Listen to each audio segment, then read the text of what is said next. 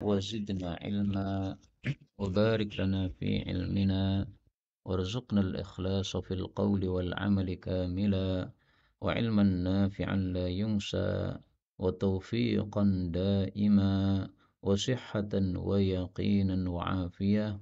اللهم اشف مرضانا، اللهم ارحم موتانا، اللهم إنا نسألك الخير كله ونعوذ بك من الشر كله. اللهم افتح لنا ليلة القدر، اللهم افتح لنا حجا مبرورا، اللهم افتح لنا عمرا متقبلا وعمرة رمضان. لا إله إلا أنت سبحانك إنا كنا من الظالمين. آمين يا رب العالمين.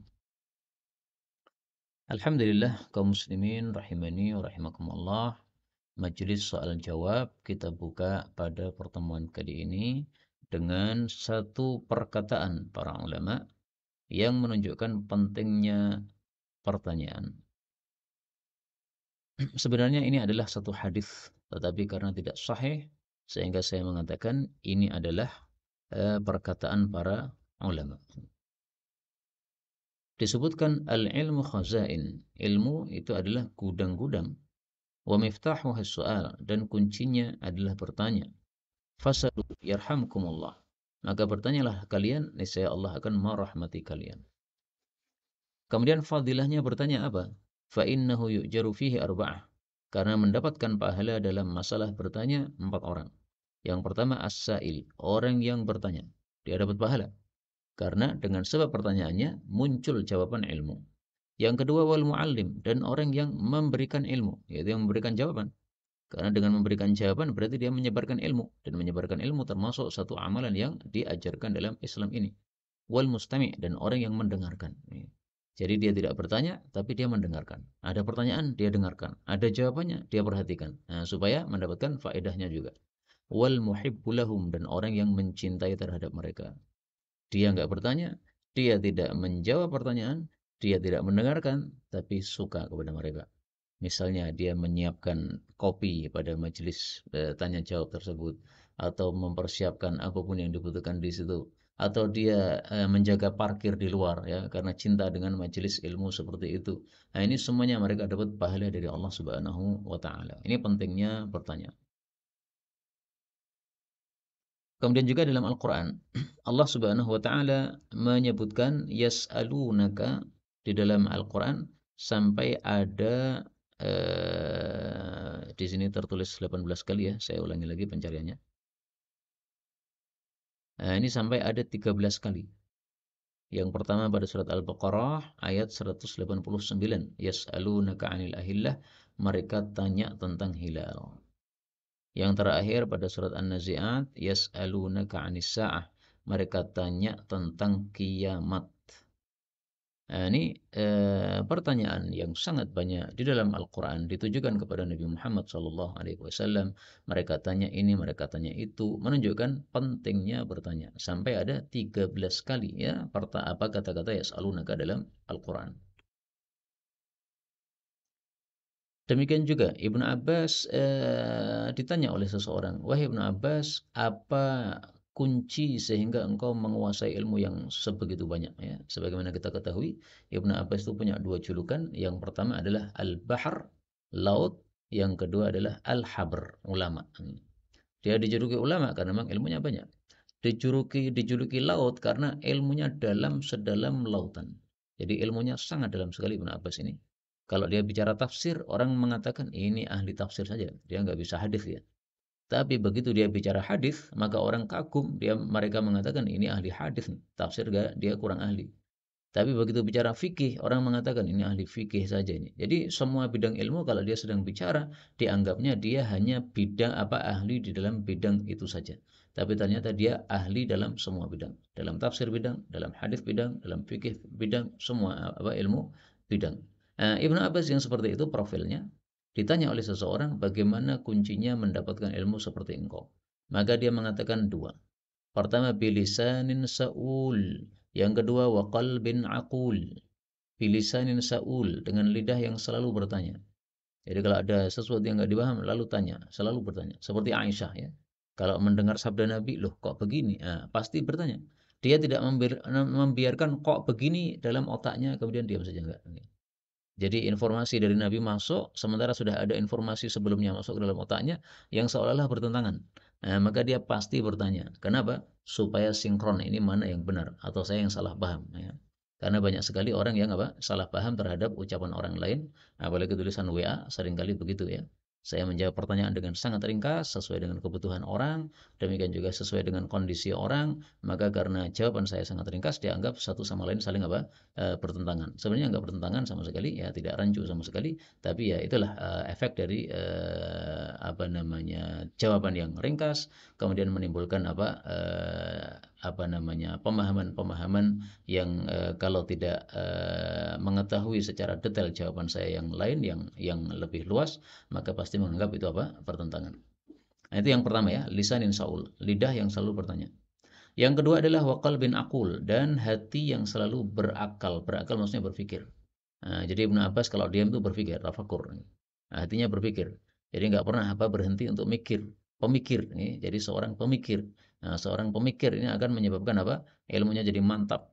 Karena dia memikirkan ada kasus begini, apa hukumnya? Oh, ada dalil begini. Nah, dia ada satu kasus atau satu pemandangan yang dia lihat, dia ingat dengan dalil ini, ingat dengan dalil itu, menyebabkan apa? Jadi otaknya terasah terus. Ya.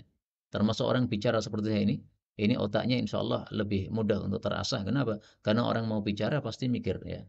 Apa yang mau dibicarakan? Ya. Kalau mau dibicarakan maka dia akan memunculkan dalil-dalil. Oh, dalil Quran begini, dalil hadisnya begini, perkataan ulamanya begini, kisah ulamanya begini. Nah, ini selalu kalau dilakukan terus-menerus maka apa? Semacam terasah. Karena itulah kaum muslimin rahimani wa rahimakumullah, dalam majelis ini kita membuka majelis soal wal jawab, yaitu majelis tanya jawab. Bisa pertanyaan lewat YouTube, bisa juga pertanyaan lewat HP saya bagi yang sudah mengetahui nomor HP saya. Dan ini ada beberapa pertanyaan yang sudah masuk hari ini, maka saya jawab di sini di majelis YouTube ini, meskipun sebenarnya sudah saya jawab secara WA dengan tulisan. Tapi insya Allah lewat YouTube ini dengan kita tampilkan dalilnya menjadi lebih jelas insya Allah Ta'ala. Karena kalau di WA biasanya cuma jawaban ringkas saja.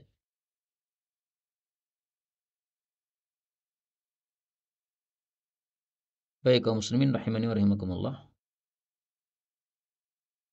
Pertanyaan yang pertama, sehubungan dengan janin yang gugur, kemudian menarik ibunya ke surga dengan tali pusarnya, apakah untuk semua umur janin atau hanya yang sudah ditiup nyawa saja? Jadi ini pertanyaan berkaitan dengan sabda Nabi Shallallahu Alaihi Wasallam, la yajurru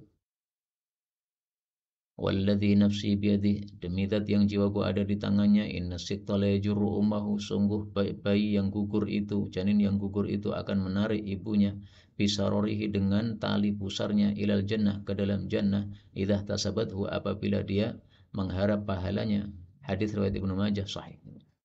Nah, maka saya katakan ya tidak dijelaskan apakah, saya jawab ya tidak dijelaskan bahwasanya apakah itu yang sudah ditiup nyawa ataukah tidak, tapi rahmat Allah itu sangat luas. Nah, maka insya Allah meskipun belum ditiup nyawa pun, tapi Allah akan memberikan faedah ini juga, karena intinya adalah ini satu musibah yang cukup besar ya. Seorang ibu sudah mengharap-harapkan punya putra, ternyata gugur. Nah, sehingga apa yang diharapkan tidak kecapaian.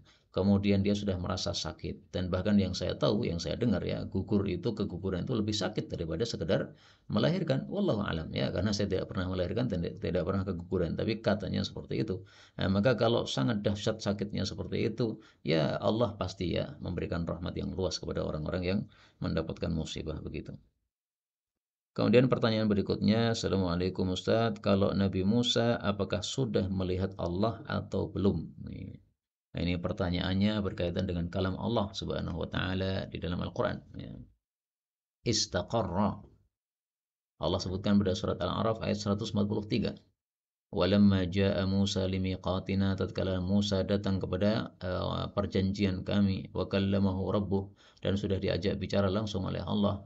Qala rabbi arni anzur ilaik, maka dia mengatakan, wahai Rabbku, tunjukkan padaku supaya saya melihat kepada engkau. Ini Nabi Musa pengen melihat Allah, bukan seperti Bani Israel pengen melihat Allah. Kalau mereka pengen melihat Allah itu karena mengingkari, ya. Apa namanya? Karena apa? Ndablaknya mereka sehingga mereka mengatakan kalau Allah apa kita disuruh nyembah ya Allah tampilkanlah apa kepada kita. Ini kan ndablak orangnya. Tapi kalau Nabi Musa tidak, ya. Nabi Musa minta melihat Allah itu karena syauqan ilallah. Karena saking rindunya kepada Allah Subhanahu wa taala.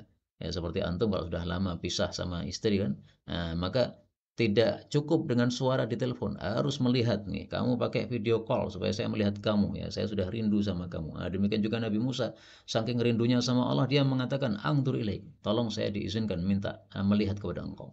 Apa jawaban Allah? Qala lan tarani. Nah, jelas sekali ya. Kamu tidak akan melihat saya.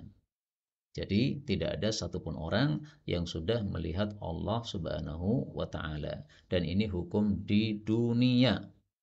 Adapun hukum di akhirat lain lagi ya. Kita lanjutkan dulu kalimatnya. Walakin ingdur ilal jabal. Wahai Musa, lihatlah kepada gunung. Fa in istaqarra makanahu fasawfa tarani. Kalau gunung masih ada di tempatnya, berarti kamu bisa melihat saya. Kenapa? Karena gunung itu lebih kuat daripada manusia.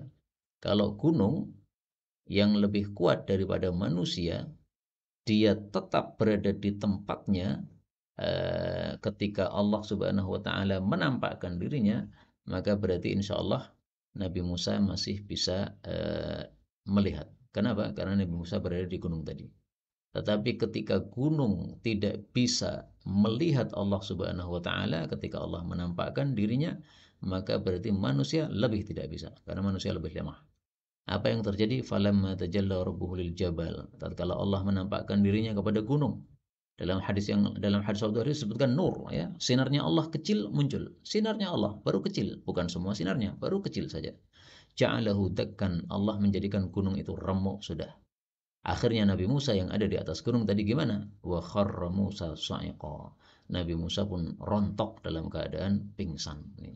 Jadi Nabi Musa nggak bisa melihat Allah Subhanahu wa taala karena memang Allah sudah mempunyai kaidah ya lantaroni. Manusia nggak ada yang bisa melihat Allah Subhanahu wa taala di dunia. Tapi di akhirat insyaallah di akhirat pasti ya orang-orang beriman akan melihat Allah Subhanahu wa taala. Dalam Al-Qur'an Allah mengatakan wujuh yaumain nadhirah ila rabbiha nadhirah. Wajah-wajah berseri-seri melihat kepada Allah Subhanahu wa taala. Jelas sekali dalilnya. Kemudian ada yang bertanya, Assalamualaikum Ustaz, mau tanya bolehkah seorang ibu yang sedang sakit, nggak mampu puasa, bayar fidyahnya diberikan kepada anaknya sendiri yang dirasa kurang mampu?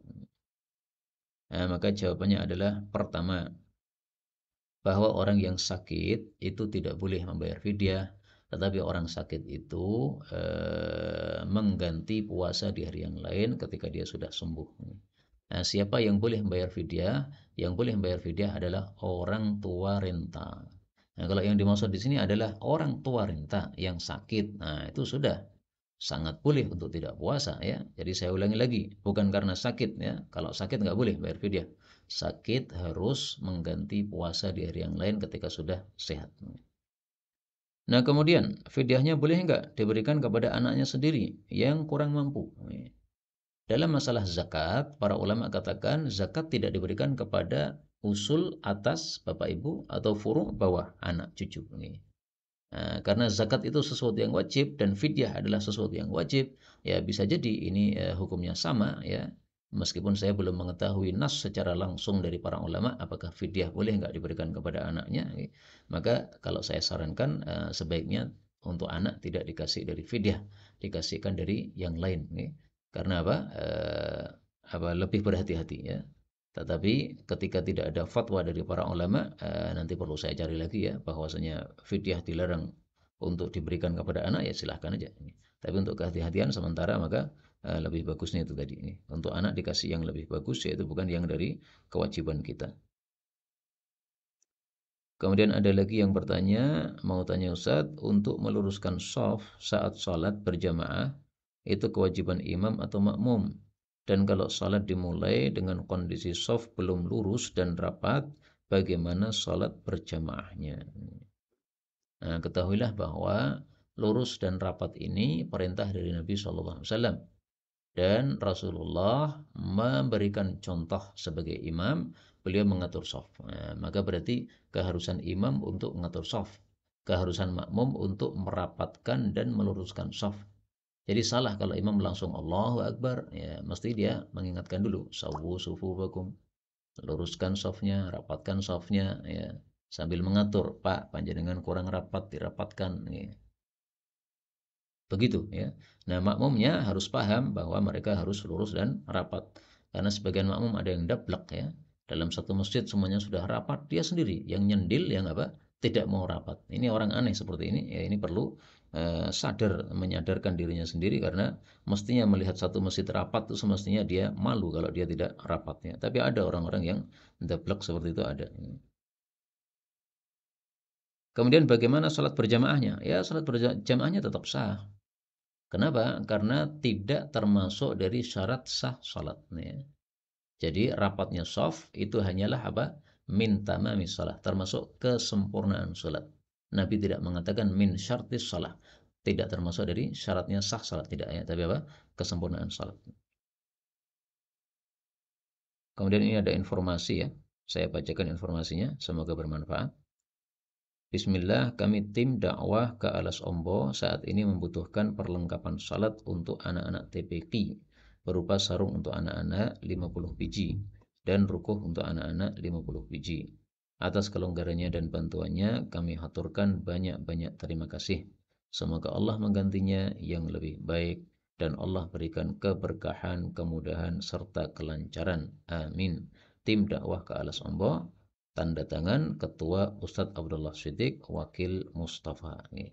Nah, mudah-mudahan pendengar Islam TV ada yang bisa memberikan, menyalurkan ya bantuan kepada mereka, karena ini termasuk dalam bab apa? Ta'awanu 'alal birri wat taqwa. Saling tolong menolonglah di dalam kebaikan dan ketakwaan. Allah sebutkan hal itu di dalam surat Al-Maidah ayat 2.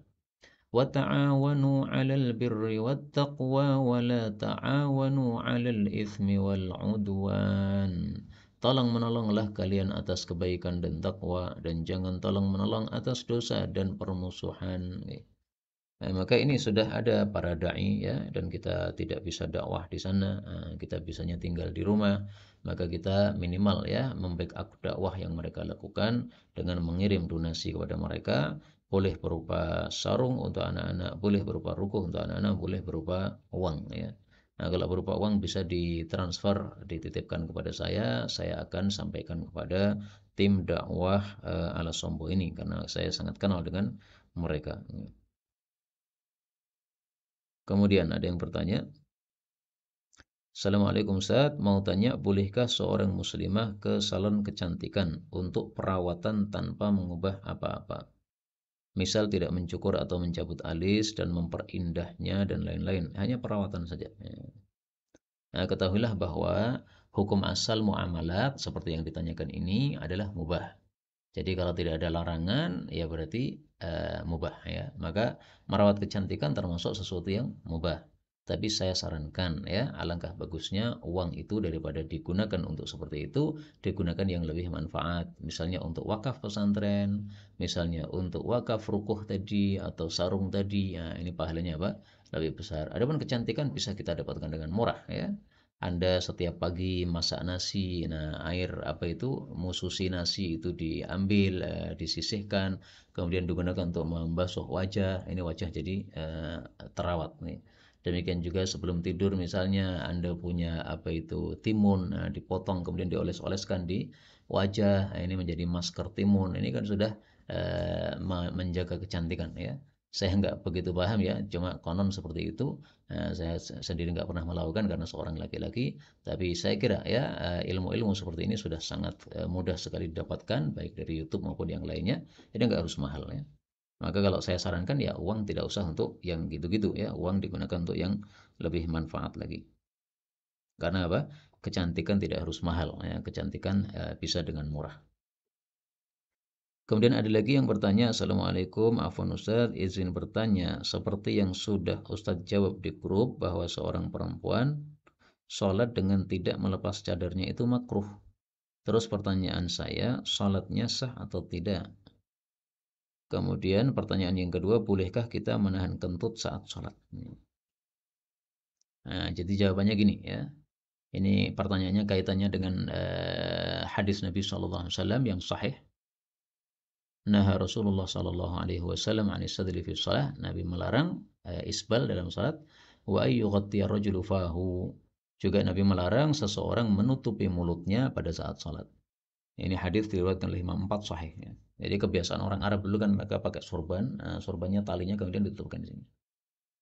Nah, sehingga di sini tertutup. Nah, ini oleh Nabi dilarang. Kenapa? Karena ini bisa mengganggu kesempurnaan salat. Yang mestinya ngomongnya jadi apa? Baca doanya jadi longgar. Nah, ini gara-gara ketutup jadi kurang longgar. Nah, maka oleh Nabi disuruh apa? Dibuka.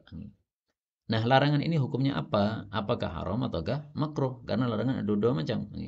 Nah, ternyata kita dapatkan di sini penjelasan para ulama. Ya.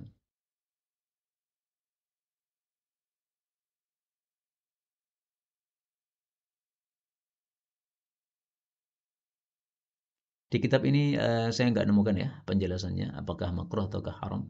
Tapi saya langsung aja jawab bahwa hukumnya menurut para ulama makruh. Tapi bukan di kitab ini. Ini kitab Faidul Qadir, kitab syarah untuk hadis yang tadi kita bacakan nggak ada penjelasan hukumnya. Tapi di sini ada perkataan Imam Baghawi. Qala al-Baghawi, berkata Imam Baghawi, fa in arada lahu tatha'ubun. Kalau seseorang itu menguap di tengah-tengah salat, ghatta famahu bi thawbin aw biyadin, maka dia menutup mulutnya dengan baju, dengan kain atau dengan tangan. Kenapa? Li khabarin fi, karena ada hadis yang menyerukan. Jadi maksudnya menutupi mulut pada saat salat itu hukum asalnya tidak boleh.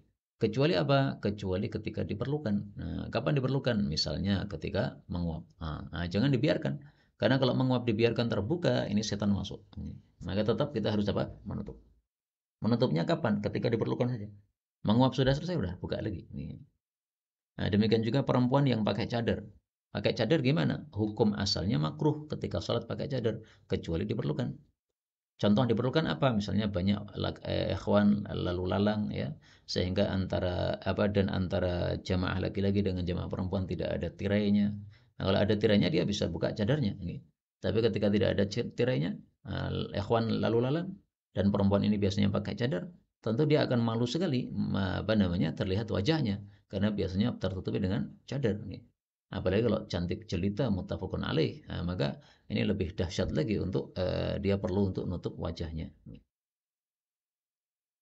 Baik, kalau ada pertanyaan silahkan ditampilkan, nggak ada masalah ya.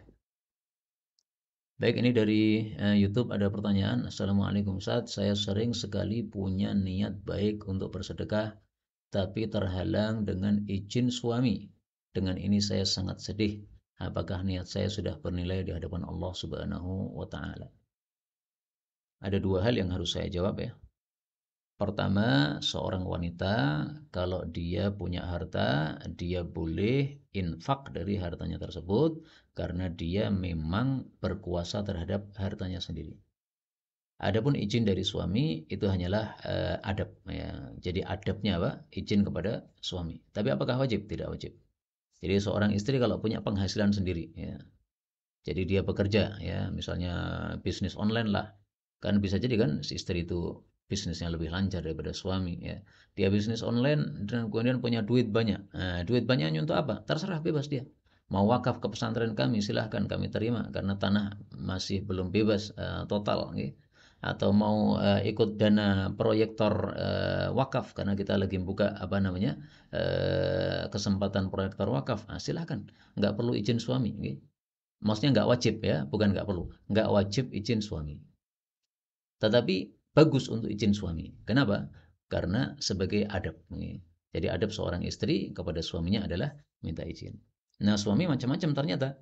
Ada suami yang longgar, ada suami yang pelit. Kalau suami longgar pasti mengatakan, oh silakan ya. Antum mau cari pahala silakan, silakan. Saya tidak menghalangi engkau cari pahala. Ini suami yang baik. Tapi ada tipe orang yang pelit. Pelitnya tidak hanya untuk diri sendiri, tapi pelit juga untuk orang lain. Ya. Dia melarang dirinya untuk bersedekah, melarang orang lain juga untuk apa? Bersedekah. Nah, tipe seperti ini, maka kalau seorang istri tidak minta izin kepada suaminya, enggak masalah karena memang apa? Tidak wajib untuk minta izin kepada suami. Apabila memang apa? Tipenya seperti itu ya, tipe orang yang pelit untuk sedekah dan apa menyuruh orang lain untuk pelit juga. Yang disebutkan dalam Al-Qur'an, alladzina yabkhaluna wa ya'muruna an-nasa bil bakhal. Ada orang-orang yang mereka itu tidak hanya pelit untuk diri sendiri, tapi juga nyuruh orang lain untuk pelit. Nih, disebutkan dalam Quran itu. Bisa dilihat pada surat An-Nisa ya. Alladzina yabkhalun, orang-orang pelit, wa ya'muruna an-nasa bil bakhal. Mereka juga suruh orang lain untuk pelit. An-Nisa ayat 37, ini boleh dibaca bakhal, boleh dibaca bukhal. Kemudian surat Hadid juga, alladzina yabkhalun wa ya'muruna an-nasa bil bakhal. Nah, ini jawaban yang pertama ya. Jawaban yang kedua, masalah yang kedua, yaitu tadi ditanyakan apakah saya sudah dapat pahalanya ya. Ketahuilah bahwa kalau seseorang itu sudah punya niatan, tekad yang kuat, maka kalau dia terhalang dari melakukannya, maka dia mendapatkan pahala dari Allah Subhanahu wa taala. Dalilnya silahkan cari dalam kitab Arba'in Nawawiyah, faman hamma bihasanatin falam ya'malha katabahallahu indahu hasanatan kamilah. Akan tapi saya sarankan ya, bahwa dia supaya amalnya lebih sempurna, ya sesekali tidak usah izin suami, kalau memang betul suami adalah termasuk tipe tadi ya, orang yang pelit dan menyuruh orang lain untuk pelit. Tapi kan saya tidak ngerti kan masalah asalnya bagaimana, detailnya gimana, ya bisa jadi suami itu melarang ada pertimbangan tertentu yang lebih maslahat, saya nggak ngerti ya. Tapi secara umum begitu ya, kalau ada orang menyuruh pelit maka kita tidak usah mengikuti orang tersebut, itu bukan perkataan yang benar ya. Menyuruh pelit itu bukan suatu pendapat yang benar. Baik, ada lagi pertanyaan, apa yang dibaca makmum bila suara imam tidak terdengar, maka makmum membaca apa? Ini mungkin yang dimaksud adalah suara imam tidak terdengar, yaitu pada sholat-sholat jahriyah ya. Jadi misalnya imamnya membaca surat Al-Fatihah tapi nggak terdengar, atau imamnya membaca surat setelah Al-Fatihah ya, surat yang lain tapi nggak terdengar. Nah, maka jawabannya adalah makmum itu tetap wajib untuk membaca surat Al-Fatihah. Maka baik mendengar suara imamnya atau tidak mendengar suara imamnya, tetap makmum membaca Al-Fatihah. Cara membacanya gimana? Ya bisa satu ayat imamnya Alhamdulillahirabbil alamin, kemudian berhentikan dia. Nah, pas berhenti kita baca. Kalau imamnya bacaannya cepat, nah, maka barengi imam nggak ada masalah. Ya, sebagaimana fatwa Imam Makhul bisa dilihat dalam kitab apa Sunan Abu Dawud. Itu kalau untuk bacaan Fatihah. Untuk selain bacaan Fatihah, maka ketika imamnya membaca Quran, maka hendaklah kita dengarkan. Kenapa? Karena Allah menyebutkan dalam Al-Quran, wa idza quri'al Qur'anu fastami'u lahu wa ansitu. Apabila dibacakan Al-Quran, maka dengarkanlah dan diamlah. Jadi kalau dibacakan, maka dengarkan. Dengarkan artinya ketika terdengar ya. Nah, bagaimana kalau tidak terdengar? Nah, kalau tidak terdengar, Anda boleh baca surat sendiri. Jadi misalnya nih, jamaahnya banyak, masjidnya besar ya, panjenengan di sof paling belakang. Sementara tengah-tengah salat listrik mati. Bacaan imam nggak dengar. Dengarnya cuma amin gitu, karena seluruh masjid mengucapkan amin. Habis itu baca apa nggak tahu. Gitu. Nah, pas itu engkau tidak mendengar bacaan apapun, silahkan untuk membaca, nggak ada masalah, karena hukumnya sudah kembali seperti salat sirriyah, yaitu ketika tidak terdengar bacaan imam. Wallahu alam bishawab. Kemudian bismillah, izin tanya, yang saya tahu jika baca Quran dimulai tidak dari awal, bacanya tanpa basmalah atau cukup ta'awud. Jika dalam sholat setelah baca Fatihah lanjut baca ayat, perlu basmalah atau ta'awud atau bagaimana? Nah, jadi dua hal yang perlu saya jawab ya. Pertama, kalau kita membaca Quran dari tengah, tidak dari awal surat, itu bebas. Kita pakai bismillah boleh, tidak pakai bismillah juga boleh ya.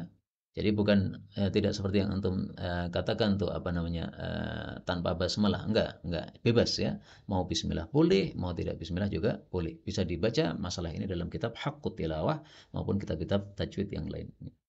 Kemudian masalah yang kedua antum tanyakan, jika dalam sholat setelah baca Fatihah lanjut baca ayat, perlu baca bismillah atau ta'awud atau bagaimana? Kalau ta'awud tidak, karena ta'awud itu dimulai dari apa? Ketika memulai bacaan Quran. Nah, sementara Anda di sini tidak memulai, tapi melanjutkan dari apa? Al-Fatihah. Nah, kalau pakai bismillah atau tidak, maka sama dengan tadi ya. Jadi kalau apa namanya awal surat pakai bismillah. Tapi ketika bukan dari awal surat, maka langsung saja apa ayat yang Anda baca, nggak ada masalah. Baik, ini ada pertanyaan lain. Bolehkah kita menahan kentut pada saat sholat? Nah, kentut ada dua macam ya. Kalau kentutnya ringan, silahkan ditahan, nggak ada masalah. Tapi kalau kentutnya dahsyat, enggak usah ditahan. Dalilnya dalam hadis Nabi sallallahu alaihi wasallam. Yudafi'uhu. La salata, tidak ada salat, maksudnya tidak sempurna salatnya seseorang bihadrati ta'am, dengan hadirnya makanan. Jadi makanan sudah hadir, Anda tertarik untuk makan, dahulukan makan dulu. Jangan dahulukan salat. Kenapa? La salata, salatnya enggak sempurna. Karena makanan sudah hadir, sudah siap, sementara antum sangat menginginkan untuk makan, nanti salatnya pasti enggak khusyuk. Jadi tujuan Nabi di sini adalah apa? Supaya salatnya khusyuk. Maka makan dulu baru kemudian salat. Beliau mengatakan wala, dan tidak sempurna juga wa huwa yudafi'uhul akhbathan. Ketika ada dua yang kotor mendesak dia. Dua yang kotor itu apa? Yaitu kencing maupun BAB. Maka kalau sudah mendesak kencingnya, maka salatnya tidak sempurna. Karena itu gimana? Ya kencing dulu. Kalau kencingnya sedikit ya, jadi terasa mau kencing tapi sedikit. Yang kira-kira kalau kita salat tidak akan mengganggu banyak ya. Ya tetap ada perasaan dikit tapi apa? Tidak mengganggu banyak. Kita masih bisa khusyuk. Nah, silahkan tahan nggak apa-apa. Terutama kalau apa? Kamar mandinya apa? Antri. Ini daripada kamar mandi antri, maka mending saya wudhu sholat dulu. Habis sholat nanti kamar mandi kosong, baru saya masuk kamar mandi. Tapi kalau kencingnya dahsyat, menahannya dahsyat, jangan. Ya. Hendaklah antum apa? Menunggu kamar mandi, antri selesai kencing, baru kemudian sholat dengan nyaman. Karena tujuannya sholat itu adalah, intinya adalah khusyuk. Nah, di sini perhatikan kata-kata yudafi, terdorong, ya, terdesak.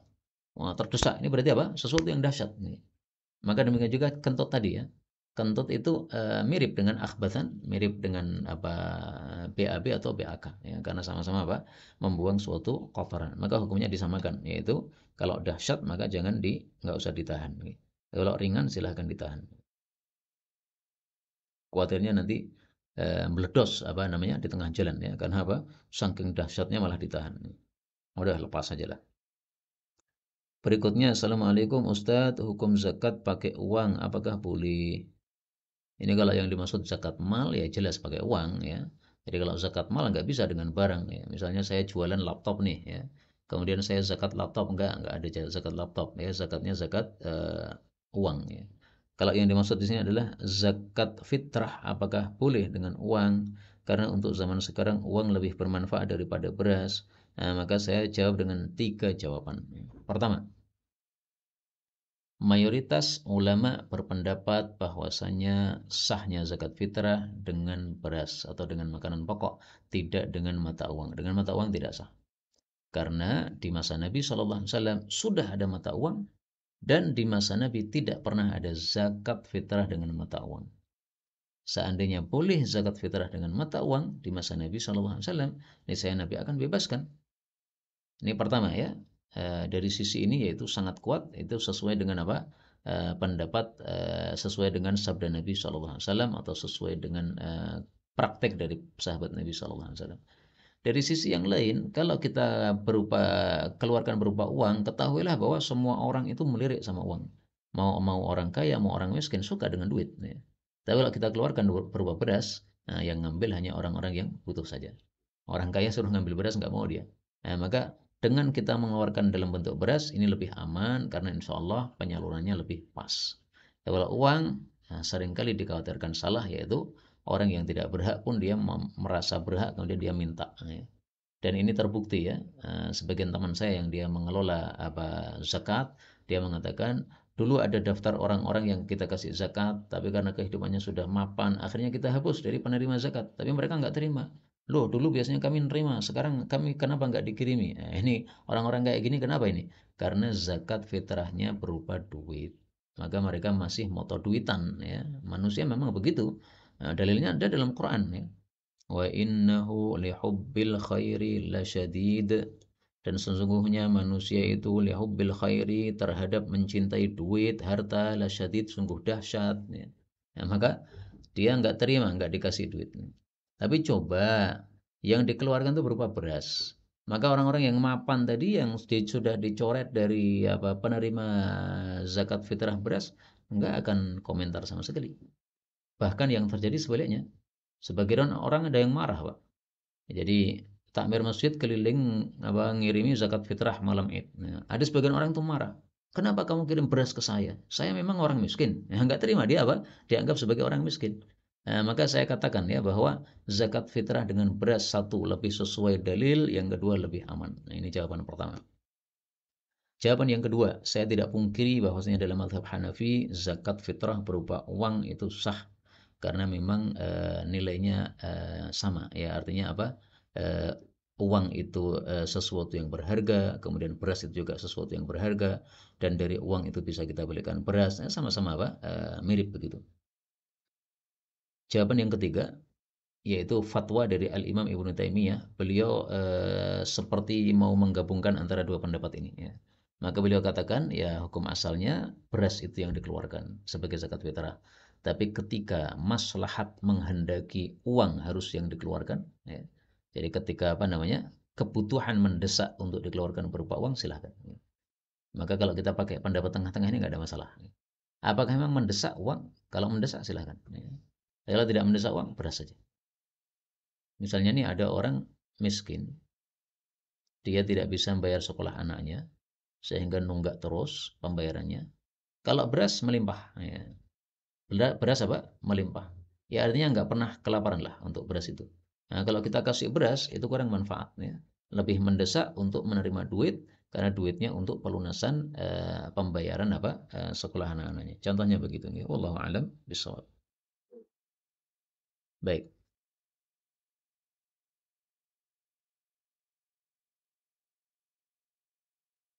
Dari Bapak Eko Wahyudi, saya mau kredit motor dengan harga rupiah 27 apa dengan harga 27 rupiah. 27 juta rupiah. 500 plus 500 ribu cicilan tiap bulan 1.060.000 selama 34 bulan. Apakah termasuk riba atau bukan? Nah, begini Pak Eko ya. Jadi hukum asal kredit itu mubah atau boleh. Hukum asal kredit apa? Mubah atau boleh. Apa yang menyebabkan kredit tidak boleh? Yang menyebabkan adalah ketika kreditnya mengandung akad denda. Anda kan disuruh tadi kan tiap bulan bayar 1.060.000. 1.060.000. Kalau telat gimana Pak? Seandainya antum tidak bisa bayar 1.060.000 gimana? Ada denda tidak? Kalau ada akad denda maka disitulah riba. Jadi saya ulangi lagi, satu, kredit hukum asalnya halal, nggak ada masalah. Yang kedua, kalau ada akad dendanya berarti itu riba, maka tidak boleh dilakukan. Dan yang saya tahu rata-rata kredit yang ada sekarang ini ada akad dendanya. Karena itu supaya antum bisa halal kredit gimana? Nah, antum hapus dulu akad dendanya. Antum katakan, Pak, ini ada akad dendanya, dihapus dulu. Kalau akad dendanya nggak dihapus, saya nggak jadi kredit karena ini adalah riba. Nih. Meskipun mungkin di tengah jalan antum tidak pernah telat nih. Tapi akadnya sendiri sudah salah. Dan antum ketika tanda tangan itu menandatangani akad yang salah, nggak boleh. Ya. Maka solusinya gimana? Suruh ngapus dulu. Saya mau tertarik Pak untuk kredit ini Pak. Tapi ini akadnya riba ini ya. Saya nggak mau riba, haram, dosa besar. Saya khawatir dilaknat oleh Allah dan saya kasihan Bapak juga dilaknat oleh Allah Subhanahu wa taala. Maka dihapus saja. Nah, supaya dia yakin bahwasanya antum nggak telat, antum perlu sampaikan. Nih, saya apa namanya setiap bulan penghasilannya sekian, pengeluarannya sekian. Nah, sehingga saya masih bisa menyisakan uang 1.060.000. Ini dikasih bukti, okay? Nah, kalau dia sudah yakin bahwasanya antum tidak akan telat, insya Allah dia akan mau menghapus akad denda tadi. Jadi panjenengan sekaligus dakwah, panjenengan sekaligus apa? Melakukan jual beli. Ini kaum muslimin rahimani wa rahimakumullah. Secara umum ya, saya tidak mengetahui hitungan-hitungan tadi apakah sama ataukah tidak. Tapi intinya kalau ada tambahan maka itulah riba. Kalau tidak ada tambahan berarti tidak ada riba. Wallahu a'lam bishawab. Dan ternyata sudah jam 5 lebih 41. Maka sisa waktu kita gunakan untuk berdoa kepada Allah Subhanahu wa taala karena memang doa menjelang buka puasa adalah mustajab. اللهم صل على محمد وعلى آل محمد اللهم إنا نسألك الخير كله ونعوذ بك من الشر كله ربنا آتنا في الدنيا حسنة وفي الآخرة حسنة وقنا عذاب النار اللهم اقسم لنا من خشيتك ما تحول بيننا وبين معصيتك، ومن طاعتك ما تبلغنا به جنتك، ومن اليقين ما تهون به علينا مصائب الدنيا. اللهم متعنا بأسماعنا وأبصارنا وقواتنا ما أحييتنا، واجعله الوارث منا، واجعل ثأرنا على من ظلمنا، وانصرنا على من عادانا، ولا تجعل مصيبتنا في ديننا، ولا تجعل الدنيا أكبر همنا ولا مبلغ علمنا، ولا تسلط علينا من لا يرحمنا. اللهم إنا نسألك الخير كله ونعوذ بك من الشر كله. آمين يا رب العالمين.